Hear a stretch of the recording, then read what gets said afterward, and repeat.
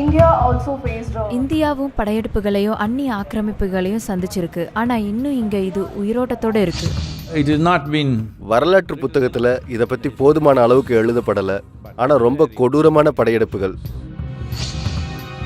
படையெடுத்து வந்த ஒருத்தர் மக்களோட தீவிரமாக கலந்து ஆலோசிச்சாரு. இந்த இந்து வாழ்க்கை முறையை நாம் எப்படி அடியோடு அழிக்கிறது. ஆனாலும் அது அழியலை. நீங்கள் கடவுளையே கொண்டாலும் இந்த மக்கள் தோண்டு போக மாட்டாங்க. நமஸ்காரம் சத்குரு. நீங்க உலகம் முழுக்க பாத்தீங்கன்னா Oh, you looked around. நீங்கள் உலகம் முழுக்க பார்த்துட்டீங்களா? அதாவது நான் வரலாற்றை பத்தி சொல்றேன். சரி. நம்ம உலகத்தோட வரலாற்றை எடுத்துக்கிட்டா எல்லா நாட்டிலையும் அவங்க பாரம்பரியம் வழக்கங்கள் இருந்துச்சு. எகிப்த், அமெரிக்கா, ஈரான் எல்லாருக்கும் தங்களுடைய வழக்கங்கள் இருந்துச்சு. ஆனா படையெடுப்புக்கு பிறகு எல்லாமே முழுவதுமா அழிஞ்சு போயிடுச்சு. இந்தியாவும் அப்படிப்பட்ட படையெடுப்புகளை ஆக்கிரமிப்புகளை சந்திச்சிருக்கு. அதிக உயிரோட்டத்தோடவே இருக்கு. நம்ம பாரம்பரியம் இங்க எப்படி தாக்கு பிடிச்சது? இந்த கலாச்சாரத்தை உயிரோடு வச்சுக்கிட்ட அந்த ஒரு விஷயம் என்ன? Because you still. ஏன்னா நீங்கள் இன்னும் புடவை அணிஞ்சிருக்கீங்க, அதனால தான் அது இன்னும் உயிரோடு இருக்குது.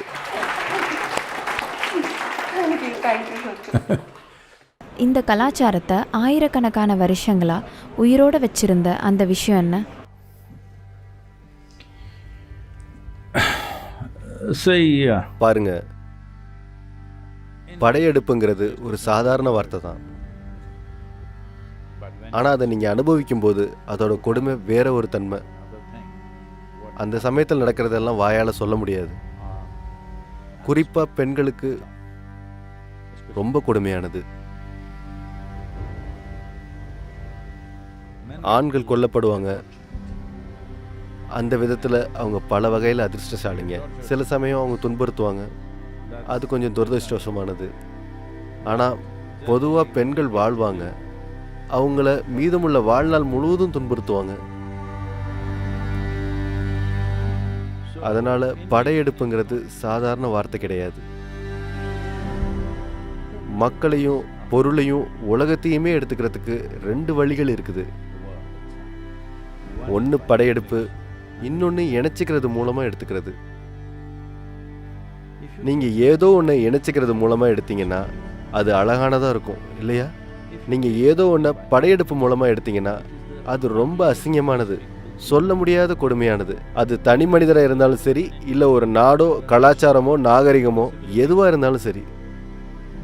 கிட்டத்தட்ட 1000 ஆண்டு கால கொடூர படையெடுப்புகளையும் தாண்டியும் இந்த கலாச்சாரத்தை இருக்க வச்சது எது? of brutal invasions. Brutal. வரலாற்று புத்தகத்தில் இதை பற்றி போதுமான அளவுக்கு எழுதப்படலை. ஆனால் ரொம்ப கொடூரமான படையெடுப்புகள்.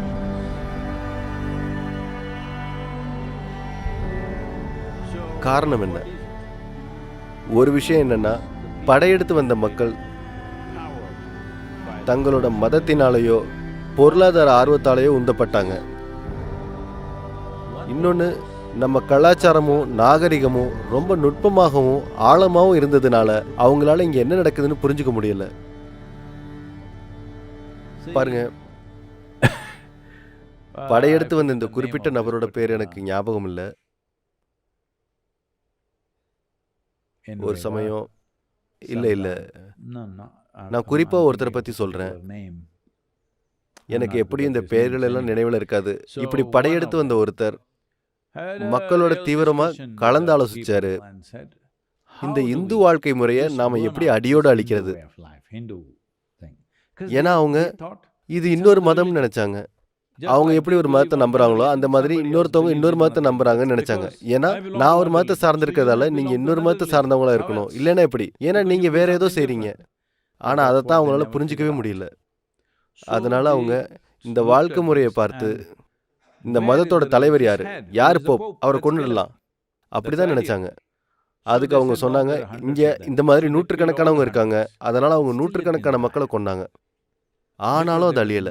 ஏன்னா இதுக்கு ஒரு தலைமைன்னு இருந்ததே இல்லை. இது ஒரு முறைப்படுத்தப்பட்ட அணுகுமுறையா இருந்ததே இல்லை. இதுல ஒவ்வொரு தனி மனிதரும் தனக்கானதை தேடினாங்க, அதை எல்லாரும் ஏத்துக்கிட்டும் வாழ்ந்தாங்க. அதுதான் நம்ம கிட்ட இருந்த ஒரே முறையா இருந்துச்சு.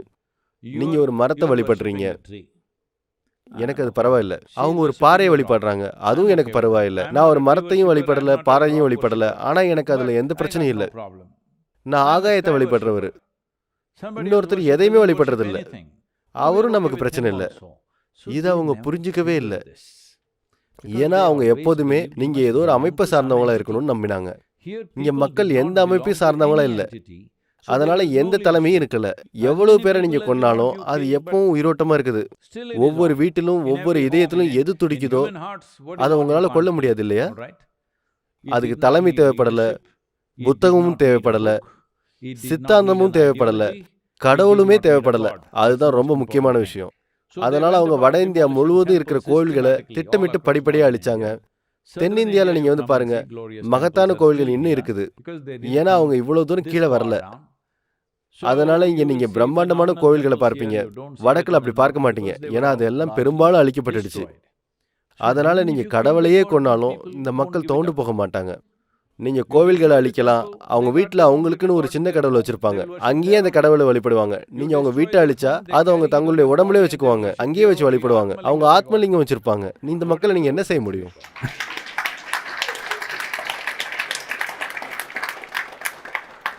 So, because அதனால நீங்க புரிஞ்சுக்க வேண்டிய ரொம்ப முக்கியமான விஷயம் இதுதான். இந்தியா, அதாவது பாரதம், உங்களுக்கு தெரிஞ்சிருக்கோ தெரியலையோ, இது ஒரு ஒருங்கிணைக்கப்பட்ட குழப்பத்தை போன்றது. மக்கள் இது புரிஞ்சுக்கிறது இல்லை. நீங்க இந்தியாவை பார்த்தீங்கன்னா அது எங்கேயும் சென்றடைய மாதிரி தெரியாது. ஏன்னா நாம அம்பு மாதிரி இல்லை. அம்பு கொஞ்ச காலத்துக்கு பறக்கும், அப்புறம் கீழே விழுந்துடும். நாம தேனி கூட்டம் மாதிரி. ஒவ்வொரு தேன்பூச்சியும் வெவ்வேறு திசையில போற மாதிரி இருக்கும். ஆனா முடிவுல எல்லா தேன்பூச்சியுமே ஒரே திசையில தான் போகும். இது இங்க ரொம்ப திறன்பட நடந்துட்டு இருக்குது.